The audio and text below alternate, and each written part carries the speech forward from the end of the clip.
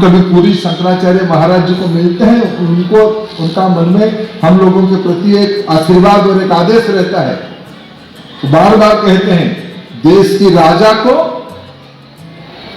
साधु संतों की परामर्श से ही देश चलाना चाहिए। हम उसको बैठ बैठ के हम पूछेंगे तो हमारी धर्मनिरपेक्षता खत्म हो जाएगी।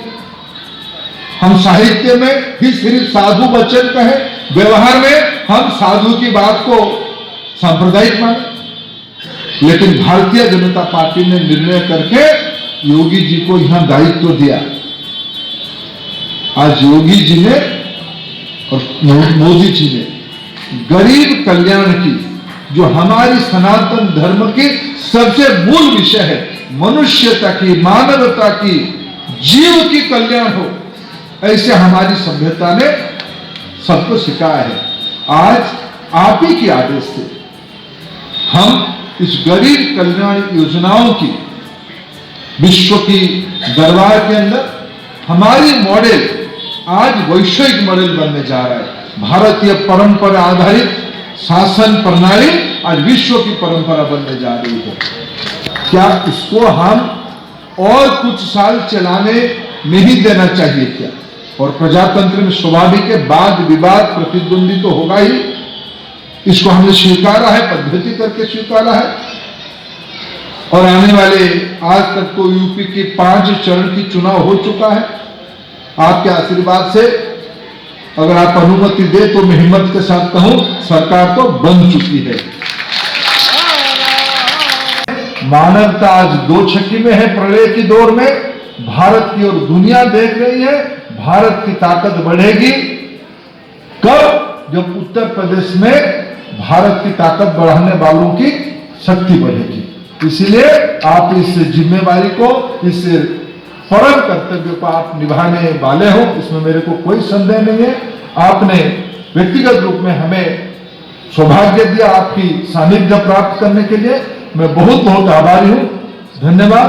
भारत किस तरह का यहाँ पे कार्यक्रम चल रहा है और क्या? अभी आप हनुमान प्रसाद पोद्दार जी के इस पावन स्थली पर, जिसे अंत विद्यालय के नाम से भी आप जानते हैं, देख रहे थे कि अखिल भारतीय संत समिति, गंगा महासभा, काशी विद्वत परिषद आदि के संयोजकत्व में एक विराट विमर्श, संस्कृति विमर्श का आयोजन किया गया, जिसमें काशी के जितने भी मठ मंदिर हैं, सारे के पीठाधीश्वर, यहाँ के जितने भी संगठन हैं, विप्र संगठन, सारे लोगों के प्रतिनिधि यहाँ उपस्थित थे।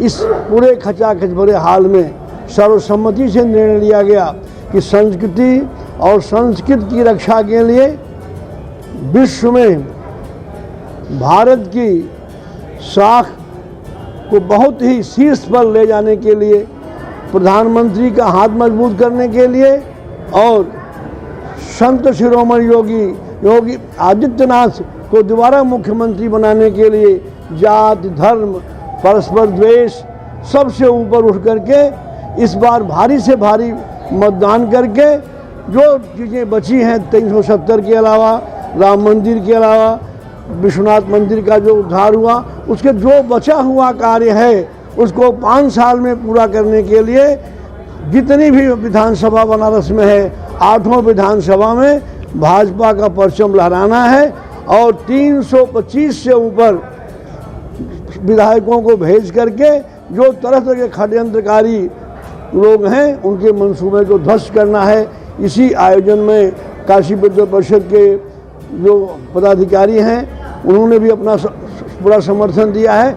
मैं काशी विद्वत परिषद के संगठन मंत्री और ब्राह्मण महासभा के संयोजक के रूप में सभी से आह्वान करता हूं कि ये अभी न जात पर, न पात पर और केवल कमल के निशान पर मतदान करना है। इन्हीं शब्दों के साथ जय हिंद, जय भारत। समय समय पर जब देश का मार्गदर्शन करना होता है तो सभी साधु संत काशी के लगभग सारी परंपराओं के संत यहाँ उपस्थित हैं। जो आप खुद देख रहे हैं, और हम बैठ करके कि ये देश कैसे शक्तिशाली बने, कैसी सरकार हो कि जो राष्ट्र को सही दिशा में ले जाए, देश विकसित भी हो, देश अपनी संस्कृति पहचान के साथ जिए। इसके लिए संस्कृति पर हम विमर्श करते हैं।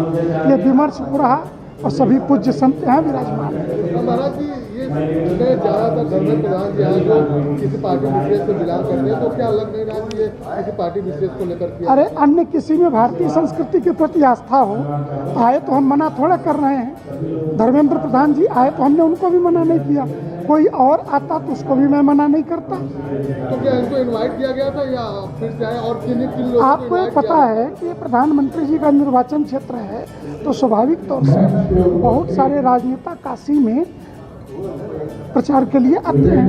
उसमें जहाँ जहाँ संतों के कार्यक्रम, भोजन, भंडारे चलते हैं, उन स्थानों पे वो जाते हैं और उसी क्रम में डालते हुए आए। और किन किन इस कार्यक्रम के लिए बुलाया गया था? और पार्टी किसी को बुलाया नहीं गया था। ठीक, सिर्फ ये संतों का कार्यक्रम है। हम आपस में विमर्श कर रहे हैं कि लोकतंत्र के महापर्व पे हमको भी वोट देना है, मतदान प्रतिशत बढ़े और उसमें जो भी आएगा उसका स्वागत। आज कार्यक्रम में संत महात्मा पहुंचे हैं यहाँ पे। काशी के लगभग सभी परंपराओं के सभी प्रमुख महंत। आज किस तरह का कार्यक्रम आयोजित किया गया, क्या उद्देश्य? आज काशी के संत, महात्मा लोग, विद्वज्जन और जो काशी को सजाने और संवारने की बात करते हैं, वो सारे लोग आज यहाँ इकट्ठा होकर के, वो सारे लोग जो काशी शहर को बांटने का काम कर रहे हैं। निश्चित रूप से काशी के वो सारे के सारे लोग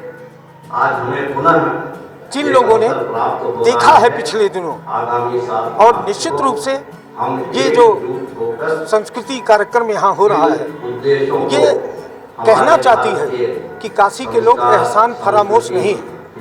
जब कोरोना काल में लोगों को भोजन नहीं मिल रहा था, हम लोग के घर रसोई नहीं जल रही थी, उस वक्त किन लोगों ने हमको भोजन पहुँचाया? उस समय तो ये सारे लोग दिखाई नहीं दे रहे थे। जो लोग सिर्फ हिंदू और मुसलमान को बांटने का काम कर रहे हैं, कहते हैं कि मुसलमान एक है और हिंदू बटा हुआ है। मैं उनसे कहना चाहता हूँ, आकर के यहाँ पर देखें कि मुसलमान बटा हो न बटा हो, लेकिन आज हिंदू नहीं बटा है। हिंदू और मुसलमान के नाम पर प्रश्न मत करो, इस देश को, इस संस्कृति को सजाने का काम करो। और आपके चैनल के माध्यम से माननीय नरेंद्र मोदी जी का एक आग्रह मैं कहना चाहूँगा काशी के लोगों से कि नरेंद्र मोदी जी ने कहा है कि मैं सभी संतों तक, काशी के समस्त नागरिकों तक नहीं पहुँच पाऊँगा, सब तक मेरा प्रणाम पहुँचाइए। हम आपके माध्यम से नरेंद्र मोदी जी का प्रणाम काशी के नागरिकों तक पहुँचा रहा हूँ। आज प्रभु बड़ा आयोजन हुआ है, आशीर्वाद ये संदेश कहाँ तक जाएगा, काशी वासियों तक कहाँ तक ये पूरा संदेश पहुँचने वाला है? काशी आध्यात्मिक नगरी रही है। यहाँ संत, महात्मा, फकीर, साधु रहते हैं, यहाँ विद्वान रहते हैं। ये बहुत अच्छा निर्णय लेंगे 7 तारीख को, बहुत खूबसूरत निर्णय लेंगे। कौन कौन से मठ से और बहुत लोग हैं, हम एक सूची दे देंगे आपको। मैंने हर मठ से लोग हैं। हाँ, जितेंद्रानंद जी हैं, सारे लोग हैं। काशी विद्वत परिषद से लोग हैं, पद्मश्री लोग हैं, राजेश्वराचार्य जी हैं, रजनीकांत जी हैं, ये सारे लोग हैं। विश्वविद्यालय के प्रोफेसर लोग हैं।